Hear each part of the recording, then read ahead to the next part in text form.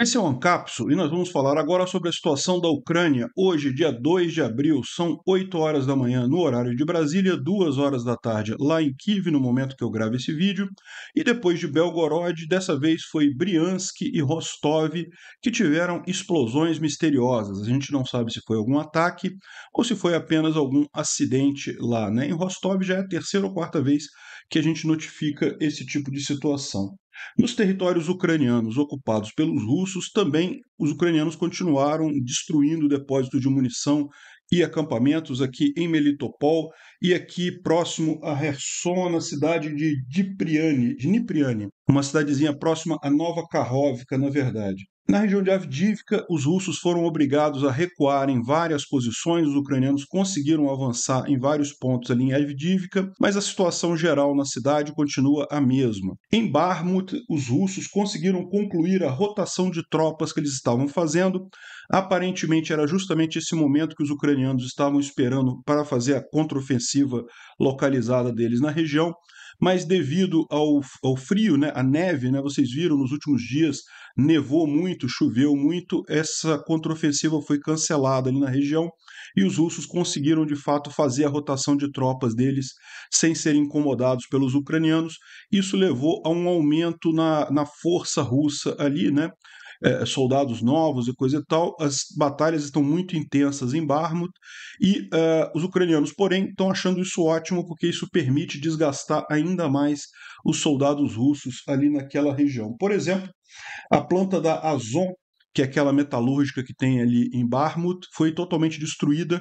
Alguns estão dizendo que foi míssil Torsha-U, outros estão dizendo que foi meramente explosivo. Vamos entender isso aí depois em detalhes, né? O Igor Strelkov, aquele criminoso de guerra que criou, entre aspas, República Separatista de Donetsk, né? Na verdade, ele era um coronel russo na época, né? Ele se uniu a dois outros militares russos e criou o Clube dos Militares dos Patriotas Nervosos. O Patriotas Nervosos da Rússia. Segundo eles estão dizendo, nesse clubinho deles, a Rússia está perdendo a guerra. Oh, que novidade, né? E a preocupação deles é que se o governo russo desistir da guerra ou resolver recuar e coisa e tal, eles não vão deixar isso acontecer, eles vão assumir o governo russo. Parece meio que um golpe isso daí, né? Mas, enfim, é, esse pessoal, o Igor Strelkov, ele é agente da FSB também, então pode ser alguma jogada do Putin isso daí. E ontem, dia 1º de abril, a Rússia assumiu a presidência do Conselho de Segurança da ONU, né? Quem dera fosse uma piada de 1º de abril, não aconteceu de verdade, uma coisa trágica que a gente já vinha alertando há vários tempos, né? Mas infelizmente, devido aos estatutos da ONU serem muito rígidos, não teve como mudar isso daí. Um absurdo completo que só prova que a ONU não serve mais para nada, né? Vamos ver essas notícias e outras notícias em detalhes. Essas notícias foram sugeridas por Cachorro Louco, Lula e Mouro na Estratégia das Tesouras e várias outras pessoas. Obrigado a todo mundo que sugeriu as notícias. Obrigado a você que está assistindo o nosso vídeo. Se você gosta do nosso conteúdo, por favor, deixe o seu like e se inscreva aqui no canal, né? Pois bem, ontem em Briansk, uma região aqui que é muito conhecida por granjas, né, por galpões de galinhas e questão de criação de galinha, explodiu. Uma explosão muito grande ali, né? Vocês sabem, esses grandes galpões também muitas vezes acabam sendo usados pelos russos para estocar munição, armamento e coisa e tal. Mas a verdade é que esse tipo de galpão também naturalmente explode, né? Você tem o farelo ali do piso deles, é muito inflamável e eventualmente não é impossível isso ter sido um acidente, né? Mas pelo tamanho dessa explosão aqui, a impressão que dá é que tinha alguma coisa armazenada ali de indevido, né? E de novo, a gente não sabe se foi um acidente, se foi sabotagem ou se foi de fato um ataque ucraniano. O que a gente sabe só é que teve essa grande explosão aqui em Briansk. E também, mais uma vez, em Rostov, a gente já viu esses vídeos algumas vezes, eu vou tocar o vídeo aqui para você, é mais uma vez o barulho de uma explosão lá em Rostov. Não dá para ver nada, tá? Só o barulho que dá.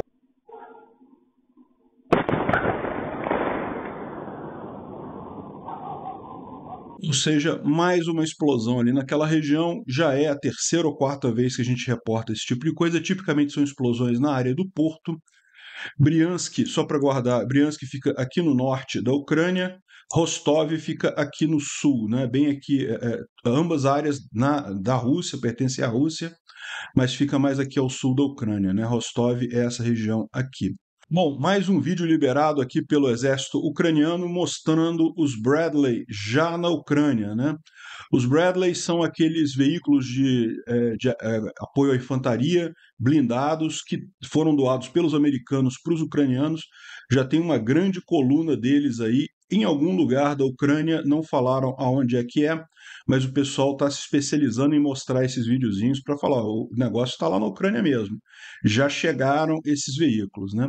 E dá para ver como é que a questão do clima lá realmente deu uma piorada agora em abril. Isso é pouco comum, uma nevasca tão forte por lá. Enfim, mas é o que a gente tem nessa região, né? Bom, além disso, os ucranianos atingiram também Melitopol mais uma vez. Há poucos dias atrás a gente falou também sobre um ataque ucraniano a Melitopol e eles atingiram novamente na mesma região, que é na região da estação ferroviária. Parece que os russos estão fazendo muitas operações de carga e descarga de munição e equipamentos ali, então imediatamente viram um alvo muito interessante para os ucranianos essa região aqui da estação ferroviária de Melitopol. E outro ataque ucraniano foi na cidade de Dnipriane. Essa cidade é mais fácil você entender aqui, porque esse mapa aqui ele está rotacionado, né? O sul está aqui para a esquerda. Enfim, essa cidade aqui que fica próximo à Nova Kakhovka, logo além do Dnipro, é uma cidade que está na mão dos russos. Os russos ainda controlam a margem esquerda do Dnipro, né? E os ucranianos têm feito mesmo vários ataques nessa região, vários grupos de infiltração, justamente para conter a capacidade militar russa aqui nessa região, né?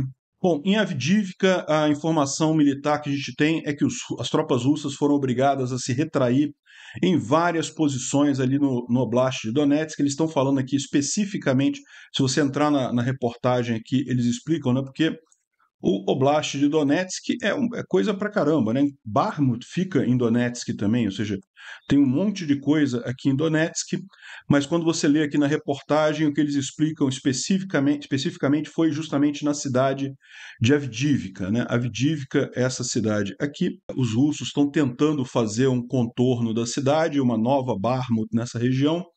E, de fato, os ucranianos, no primeiro momento, até deixaram eles fazerem isso, porque é interesse deles desgastar as tropas russas, né?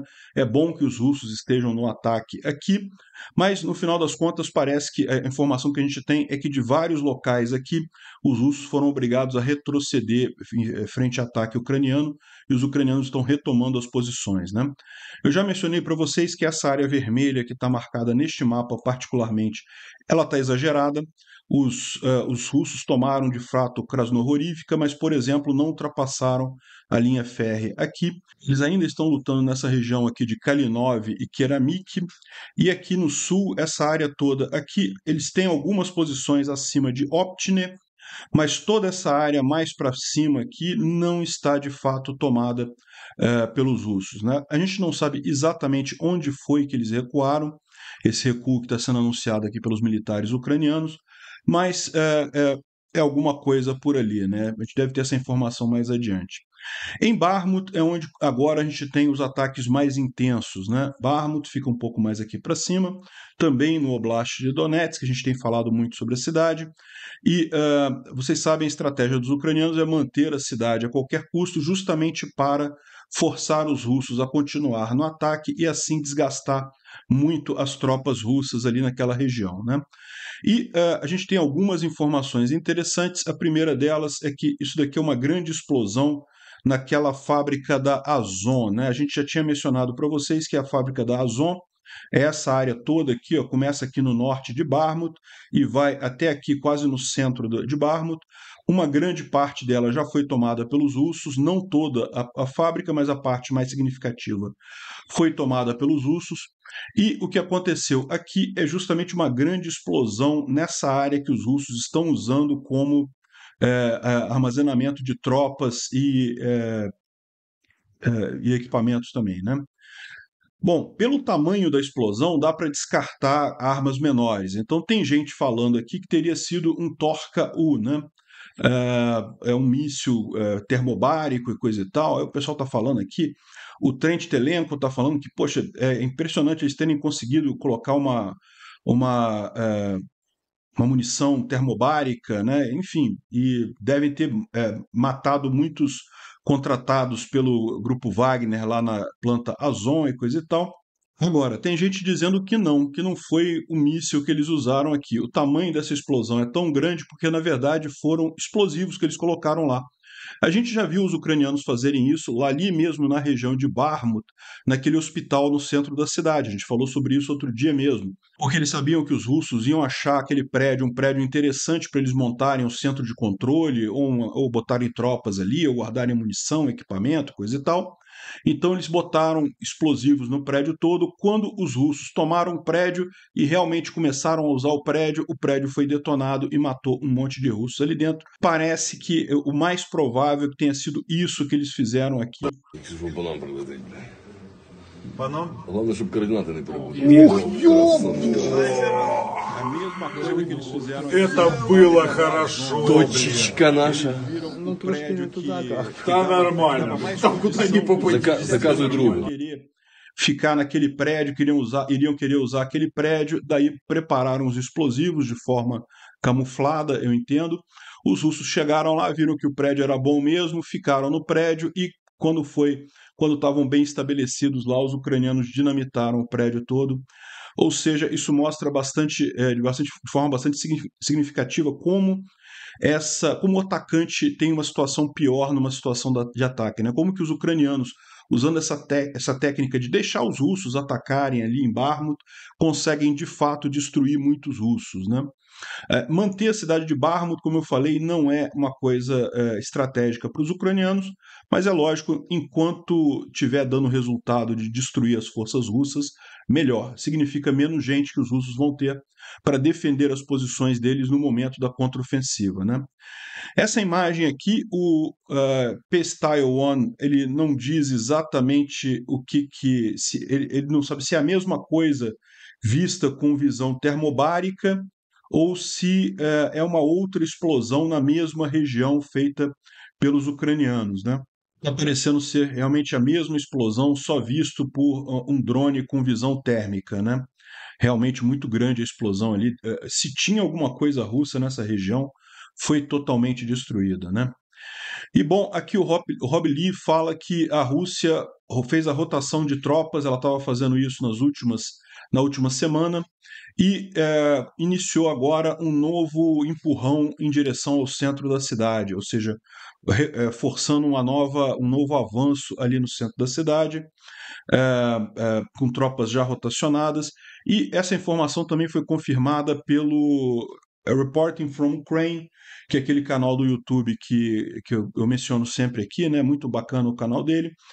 E segundo ele fala, os ucranianos estavam justamente preparando para fazer uma contraofensiva aqui na região de Bakhmut, para coincidir com essa rotação de tropas, porque isso efetivamente é algo interessante, né? Você pega de um lado uma parte das tropas russas saindo da cidade, de outro lado você pega as tropas que estão chegando e ainda não estão plenamente cientes da situação.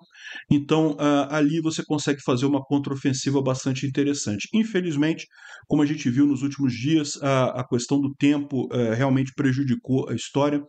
Veio uma nevasca muito forte aí no finalzinho de março, início de abril, então meio que impediu que os ucranianos fizessem esse avanço, e isso não deve acontecer também nos próximos dias, porque ao longo dos próximos 10 dias a previsão é de chuva na região. Então, isso não dá posição favorável para uma contraofensiva aqui. E daí, como ele coloca aqui, o foco dessa vez das tropas renovadas russas é o centro da cidade, estão atacando com tudo, estão perdendo muito, muito pessoal nesse processo, um ataque muito forte e, no final das contas, os flancos, né, essas áreas aqui, tanto ao norte quanto ao sul, os russos não estão dando mais tanta atenção, o foco deles ficou exclusivamente na cidade, ou seja, aparentemente eles perceberam que a tentativa de fechar o cerco aqui era inútil, eles não iam conseguir fechar o cerco, a única alternativa que resta para eles é bater de frente com as tropas ucranianas que estão aqui em Bakhmut. E, lógico, isso é ótimo para os ucranianos, porque, como eu disse para vocês, esse é todo o objetivo deles, né? É justamente tentar matar o máximo de russos ali nessa região, né? O Reporting from Ukraine também mostra algumas áreas que teriam sido retomadas pelos ucranianos aqui nessa ofensiva, justamente na chegada das novas tropas russas, né? E ele aponta também que, pelo menos nos flancos, o que você está enfrentando agora são tropas do exército russo mesmo, principalmente VDV, né? Que é os paraquedistas russos lá, que é uma tropa de elite. Aqui em Bakhmut, no centro de Bakhmut, continua sendo o grupo Wagner, continuam sendo as tropas do grupo Wagner, mas toda essa área aqui de Soledar, toda essa cidade, todo esse flanco que foi abandonado pelo Wagner, passado para as tropas russas, muito provavelmente porque, como a gente falou, o grupo Wagner já conseguiu se destruir quase que completamente ali, simplesmente não tem pessoal mais para manter toda essa região, né? E com isso os ucranianos conseguiram avançar aqui em alguns trechos. Bom, o Andriy Perpítua, ele traz aqui um mapa mostrando os avanços russos ali em Bakhmut, ele coloca todo o centro da cidade já como zona amarela, ou seja, zona de batalha. Os russos teriam avançado um pouquinho mais ao norte, um pouquinho mais ao sul aqui. Esse avanço ao sul a gente já tinha falado ontem, né, que inclusive o Wagner colocou uma bandeirinha lá no prédio da administração da cidade. Não quer dizer nada, mas houve algum avanço aqui e já tem toda uma região de luta, de no man's land aqui, né, de batalha constante, que é essa região amarela aqui, e a parte que os ucranianos realmente controlam está um pouco mais reduzida a essa área azul aqui, né? Eles falam sobre alguns ataques específicos que estão acontecendo. Repara como é que é aquele meme, né, do pessoal falando sobre o ataque da cozinha para a sala e coisa e tal. Como é que a gente não acaba vendo exatamente isso, né? O cara estão avançando nesse quarteirão aqui, ó. Esse outro quarteirão aqui avançando nesse sentido, estão tentando aqui, estão vindo nessas ruas aqui, né? Ou seja, realmente aquele meme da cozinha atacando a sala e coisa e tal não está tão distante do que está acontecendo lá em Bakhmut, né? Eles falam que aqui alguma coisa os ucranianos conseguiram avançar também aqui ao sul, mas que os avanços russos, as tentativas de avanço russo continuam aqui nessa região também, né? E finalmente ele conclui que essa área aqui é a área provavelmente mais fácil de ser defendida de Bakhmut. Eu confesso que eu não tenho tanta certeza assim. Me parece que o centro da cidade é ainda mais fácil de ser defendido porque tem prédios mais altos, mas de qualquer forma essa é a visão deles. De qualquer forma está de acordo com aquilo que a gente mencionou, né? Ou seja, a ideia, eles vão deixar os russos avançar, a questão toda é a quantidade de russos que eles vão destruir nesse processo. É isso que realmente importa. E, bom, como o pessoal do Twitter não tem feito mais aquele detalhamento da linha de frente, a gente vai fazer uma coisa diferente aqui hoje, ou eu vou tentar fazer uma coisa diferente hoje, vamos ver se fica legal. Se não ficar, a gente muda de proposta, né? Isso daqui é a tradução pelo Ukraine Frontlines do comunicado do exército ucraniano sobre as últimas 24 horas de batalha, justamente de 6 da manhã de ontem, dia 1º, até 6 da manhã de hoje, dia 2 de abril, né? Então, eles começam falando aqui que o inimigo lançou vários foguetes e ataques aéreos, principalmente em posições civis de infraestrutura, fez ataques civis nas cidades de Druzhnivka e Advivka, ou seja, a gente está falando aqui nessa região de Avdiivka. Em Avdiivka, infelizmente, esse ataque russo aos civis causou a morte de um bebê de 5 meses de idade. O que uma pessoa está fazendo com um bebê de 5 meses de idade também em Avdiivka, na linha de frente? Ele devia ter saído de lá. E tem muitos feridos e mortos entre a população civil, né? O inimigo, os russos, continuam suas ofensivas em direção a Liman, Bakhmut, Avdiivka e Marinka nas últimas 24 horas, né? Mas devido à organização coordenada das ações ucranianas, não houve avanço disso daí, né? Mais de 70 ataques inimigos nessas direções foram repelidos. As batalhas pelos distritos de Bakhmut, Avdiivka e Marinka continuam as mais intensas, né? Em Volyn, Polissky, Siversky e Slobodiansk, nas direções dessas cidades, as situações não mudou de forma significativa durante o dia. Volyn, Polissky e Slobodiansk São cidades que estão em posições aqui ao longo da linha de frente no norte aqui da Ucrânia, ou seja, eles ficam monitorando para caso os russos avancem alguma coisa, mas isso não quer dizer nada. E Siversk, vocês sabem, essa região aqui não teve nenhuma mudança significativa como eles colocaram, né? Na direção de Kupiansk, os locais de Dvorishna, Kutrivka, Zapadani e mais uma série de cidades aqui foram atingidas por fogo inimigo, mas não houve avanço nem tentativa de avanço russo, né? Essas cidades aqui são justamente aqui próximo a Kupiansk. Dvorishna é nessa região aqui, né? Grianikivka está na zona cinzenta aqui. Enfim, essa aqui é o fronte aqui em Kupiansk, mas como eu disse, não houve nenhuma mudança, né? O que houve foi o bombardeio russo nessa região aqui, né? E ao longo do dia de ontem, o inimigo tentou ofensivas nas áreas sul de Kriminá, Verkhomiansk e na região de Lima, né? E também Novoselivsk, Nevsk, Dibrova, Begolorivka e no Oblast de Luhansk, Kolodiazy, Torsk, Spirny, Rozdolivka no Oblast de Donetsk foram atingidas por artilharia. Então o que ele está falando é que mais aqui para baixo, na direção de Kriminá, os russos tentaram avançar aqui ao sul de Kriminá e aqui também em Verkhomiansk, tentaram avançar aqui, não tiveram sucesso, foram contidos, e além disso houve bombardeios em várias cidades aqui do Oblast de Luhansk e também aqui do Oblast de Donetsk, nessa região, né?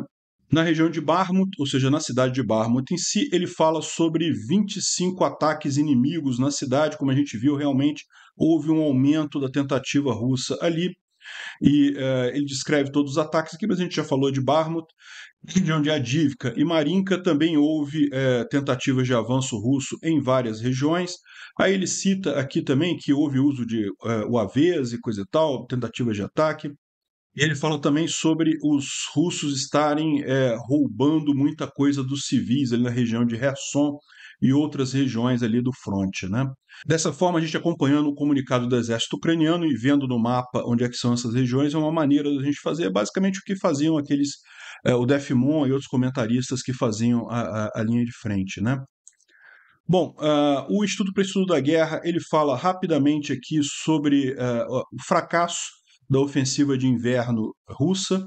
Vocês lembram, né? Havia a perspectiva ou a intenção dita pelo Gerasimov quando ele assumiu o comando do exército russo lá em outubro do ano passado, foi outubro ou novembro? Agora eu não lembro. Lá no final do ano passado, quando ele assumiu o exército russo, ele comprometeu-se a tomar Donetsk e Luhansk inteira até o dia 31 de março, né? Esse era o objetivo. E o fato é que eles não conseguiram nada além de avançar um pouco mais em Bakhmut, ali naquela região, nem tomar a cidade de Bakhmut eles foram capazes, né? Então ele coloca aqui que ontem a gente pode decretar definitivamente o fracasso dessa atividade. É lógico, muitos dos dedos vão estar apontados para o próprio Gerasimov, mas parece que o principal movimento russo é culpar as lideranças intermediárias, ou seja, o Gerasimov não fez nada de errado, o problema foi quando ele passou as ordens lá para os coronéis, os capitães, os tenentes e o pessoal mais lá de baixo que fez besteira e acabou levando a essa derrota russa nessa região, né? Agora, existe um aumento, uma especulação crescente de mudanças no comando militar russo, ou seja, pode ser que realmente existam mudanças devido a essa falha ofensiva lá durante o inverno, né? E principalmente para se preparar para a contraofensiva que vai vir agora na primavera. Saiu esse artigo aqui na Euromaidan Press também falando sobre como Gerasimov está explorando os limites de quantas falhas em liderança são aceitáveis para a Rússia. O problema é que os russos não têm nenhum outro grande comandante militar. O fato, como eu disse para vocês, é que durante muitos anos o Putin ele não queria que pessoas muito competentes subissem na hierarquia, justamente porque temia que essas pessoas acabassem ameaçando o poder dele. Com isso, ele tem um monte de gente burra no alto comando e daí tem essa dificuldade, né? Agora, olha que curioso, né? O Igor Strelkov, o nome real dele é Igor Girkin, mas dá muita confusão, então eu vou chamar ele de Igor Strelkov daqui para frente. Ele está dizendo abertamente que a Rússia está indo em direção a uma derrota militar, né? Aqui, eu não tenho medo de dizer que nós estamos nos movendo em direção a uma derrota. Não apenas porque nós não conseguimos avançar em nenhuma direção das capitais das províncias ali na região, e como no inverno a gente não foi capaz de avançar nem 10 quilômetros em Donetsk, nem mesmo em Kherson, mas além disso, para a qual a nossa economia não está preparada, ou seja, ele está vendo realmente uma coisa trágica acontecendo aqui. Não é apenas os fracassos militares, mas os fracassos militares junto com o problema econômico da Rússia. Agora, esse videozinho aqui que o Anton Gerashenko tirou é parte de um vídeo maior. Tá? Aqui a Lésia Dubenko traz esse vídeo completo, em que, na verdade, são 3 criminosos de guerra russos, 3 pessoas muito influentes lá nos bloggers militares russos. Eles não têm mais poder de comando, mas eles ainda são muito influentes, muita gente ouve o que esse pessoal fala. Esse palhaço número 1 aqui, que é também um criminoso de guerra, né? Nós estamos nervosos porque tem uma derrota atrás da outra e coisa e tal. E aí entra o Strelkov dizendo que estamos formando o clube dos patriotas nervosos, né? Fica meio engraçado isso em português, na verdade, mas a tradução é mais ou menos essa. Club of Angry Patriots, Clube dos Patriotas Nervosos. E aí entra aquela passo que ele fala que eu não tenho medo de dizer que nós estamos indo para uma derrota militar e coisa e tal. E aqui entra um palhaço número 3, que eu confesso que eu não sei quem é esse cara aqui, deve dizer em algum ponto aqui. O primeiro é o Pavel Gobarev. O ponto eles estão querendo formar esse grupo aí para justamente não deixar a Rússia colapsar em caso de derrota da Ucrânia, né? Porque eles já estão vendo que vai perder a guerra, mas ele está preocupado de alguma capitulação pró-Ocidente aconteça. Eles prometem defender a Rússia caso essa capitulação pró-Ocidente aconteça, né? Em primeiro momento, isso parece quase uma tentativa de golpe, né? Ele está falando que o Putin pode perder a guerra, e se perder a guerra, a gente vai tomar conta, vai resolver o problema. Mas o mais provável é que seja só alguma ação de propaganda. Esse pessoal é pessoal de propaganda. O Igor Strelkov, ele é do FSB, então ele é muito mais inofensivo do que parece. Quando ele faz alguma crítica muito grande ao Putin, é porque o Putin está por trás dessa crítica para preparar a população russa para alguma coisa. Então, o que eu acho é que isso daqui já faz parte da preparação da população russa para a derrota que virá aí na ofensiva de primavera, né? Bom, saiu uma curiosa reportagem aqui da Radio Free Europe falando sobre o Wagner que está escondendo a morte dos mercenários, colocando eles como desaparecidos ao invés de mortos, justamente para não ter que pagar a indenização às famílias, né? É tradição, os russos fazem isso também o tempo todo. Bom, os Estados Unidos estão considerando mandar mísseis de longo alcance para a Ucrânia, mas não o ATACMS. Eu já expliquei para vocês que o problema dos americanos mandarem o ATACMS para a Ucrânia é menos político e mais de medo do míssil não ser tão efetivo quanto são os HIMARS, né? O HIMARS é um míssil muito pequeno, muito efetivo, tem funcionado muito bem. O ATACMS, por outro lado, ele é um míssil maior, mais lento, embora ele tenha uma capacidade de mais longa distância e também de mais carga explosiva, ele talvez seja mais facilmente interceptado pelos russos e talvez acabe com essa boa visão, boa propaganda que o HIMARS está tendo lá nessa guerra, né? E bom, ontem, dia 1º de abril, infelizmente isso não foi uma piada de 1º de abril, a Rússia assumiu a presidência do Conselho de Segurança da ONU pelo mês de abril. Então, ao longo do mês de abril, a Rússia será o presidente do Conselho de Segurança. Isso é das regras lá da ONU, né? Isso acontece, essa rotação naturalmente lá entre os membros do Conselho. Infelizmente, é uma situação muito ruim, porque a Rússia tem seguidamente violado toda a carta da ONU, todas as regras da ONU, e, no entanto, acaba ficando com a presidência do Conselho de Segurança da ONU, que é o órgão mais importante dentro da ONU, né?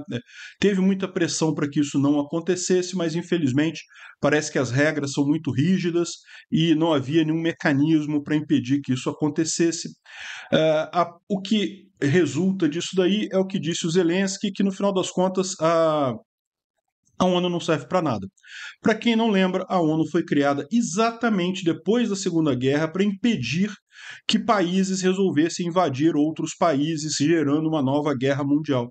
Ou seja, a ONU foi criada exatamente para impedir o que a Rússia fez na Ucrânia e está se mostrando totalmente inadequada para isso. Ao contrário, acaba sendo usada como um órgão político para falar sobre clima, para criticar governo, para não sei o que lá, para querer mais regra socialista no mundo todo, mas a função para a qual ela foi criada, ela não cumpre, que é dar segurança à Europa, ao mundo todo, né? Evitar uma nova guerra mundial.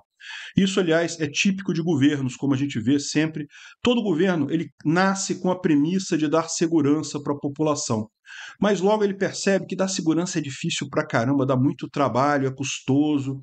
E daí ele começa a enfiar em várias outras áreas de costume, de não sei o que lá. Não que a gente vai dar educação, a gente vai dar saúde, sendo que ele não faz nenhuma dessas coisas boas e abandona a área que ele originalmente pretendia efetivamente atuar, que era a área de segurança, acaba sendo abandonada totalmente. É o que a gente vê tipicamente em governos, né? Enfim, a ONU acabou, não serve mais para nada. Obrigado por assistir o vídeo até o final. Além de curtir, compartilhar e se inscrever no canal, considere se tornar patrocinador com valores a partir de R$ 1,99. Clique no botão Seja Membro abaixo para saber as condições e vantagens de patrocinar o canal. Mais informações sobre o nosso projeto, visite nossos sites indicados na tela.